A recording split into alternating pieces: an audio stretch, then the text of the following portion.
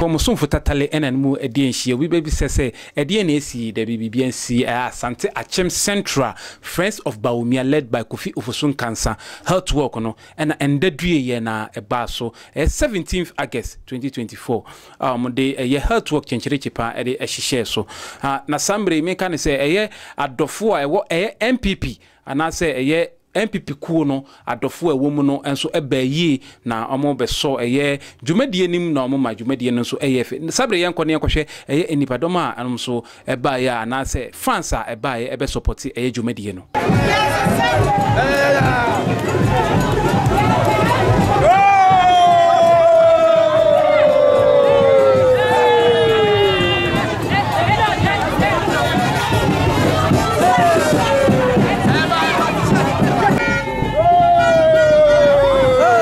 Samre yebisa eye openikesi eye nepsi Kofi Ofusu enkansa se eye dienti na ohihye sa dwumadie na sei e no kan yo medama sebusu yi am say Asante Achem Central Friends of Baumia ana awon wo so mo kakra ye wabam enti say aka Osumi nan na yakwa na it was starting campaign ye chairman for say we na aban no aye enti amunza enyina so intro sa ye nya complete Asante Achem Central afi ya omo to waba mem enti campaign do ra ye mo ntwa enkaka o fence so waba ma ye candidate enti and I don't know Asante Achem Central friends of and I throughout the principal streets of and you can say I say entirely so what was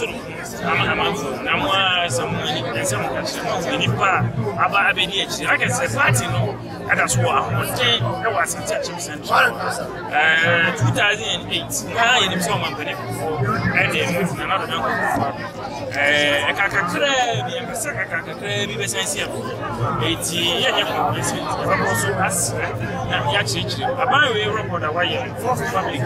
we be that aban ya ode enkwasua aba ya ifibia wonya konfo aban ya next bia wo ye factory aban ya next bia wo ye hospital aban ya wo ye applying 12,000 Abaya education infrastructure dodo awaye ebi ma record kwa na banwe aye eti ebejina saa enipa aban adana di so na yakoso obo so saa busunya edi ni se zimba busunya ni baba na se December enyina ya butwi na yakoto ya ba ama na nyina ma mo ya na MPP etimi abig 8 yasan bisa ne se eye kayayi programmer omo de baaye no eye ni padodo sen na omo training na sen na program no so esi eko Kai empowerment program na ye Alhaji Dr. Mahmoud Bawumia enema godro a wode ba aban ekwa na na godro do mamune bi no oye vice president ono kwa enema wadi ni mu policies a wadi ni mo kan digitalization mo ka one district one ambulance eni kai ye no ni ade amakoma ko 33 policies ni programs a godro abiasa me sapen o de ba bi si da man bedira radio ma ma se kasa Ghana ni no program ba ko be vice president o de ba ya me yesu bi be kai bi Etikai empowerment program is one of the 33 programs Omampania be the National Entrepreneurship and Innovation Program. You have any attended Ghana Mabron Yama as also a Kaya University Street and free Bosom July starting in December. Yet a Maya 5,000. I want Yama be vocational skills and Yama science someone I said you have any last cohort, third cohort, your own body. Pemayo 600 because posters never 600. Nipa 300. I can say free now. I come in December. Posters na mother. Name of the year ni say. Yeni se kai for book mase. They be so attachment. Abai esi posters akese mienu attachment. Mienu so mase ai nchebia no so be bia no na entity ne de maka yero monka. Yeni bi so abaku mase. Any attachment. Enti bota ni say e be yi yenuama omudo muti aso na nyina free street no so no manya answer duma.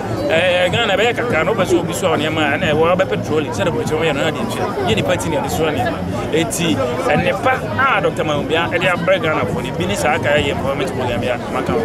Samre yebisa eye nepsi yo say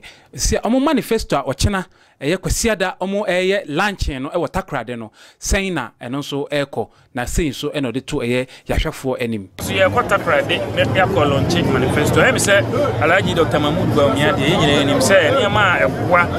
development no de ba fourth industrial revolution ya digitization wabubo ne ma di bisu kakra dada o support nnuano ma omo fa ne ma spare parts o binya flat rate o de ne ma hudo pi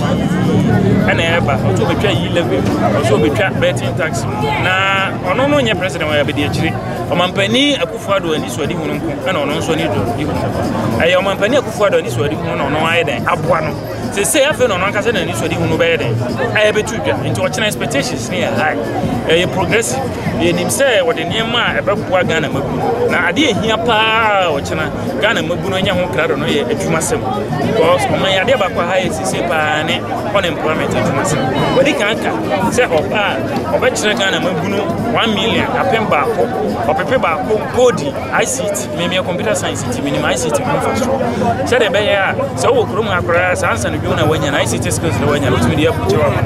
se de oko Philippines India and other Asian countries o mayiro nti wo china den sempan kwa na beti fita krade Ghana mabu no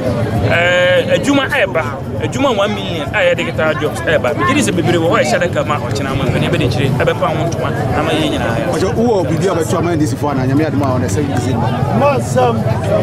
enwanu ma ndisi fo enim se abana ye betu no se di nkunima omunye dedede be ya ombeje tumboko ne nyina ya nya so medamas abusuafo kacho se aha eye Tatale TV na se unkan ye ho a ye wo YouTube no so Tatale TV obetumi a subscribe ewo ye channel no na tembia eye video bia ebeto dwan bia no emia adoma no so na ye se onso wenya notification no se video bi aba betum sanso ene ye wo Facebook Tatale TV sanso ena TikTok no so Tatale TV sanso ena eye Instagram Tatale_TV eho nyina ofa obenya Tatale TV dwumadie bia eko update bia pese hu bia no na onso wenya sa update yeda mu nyina amase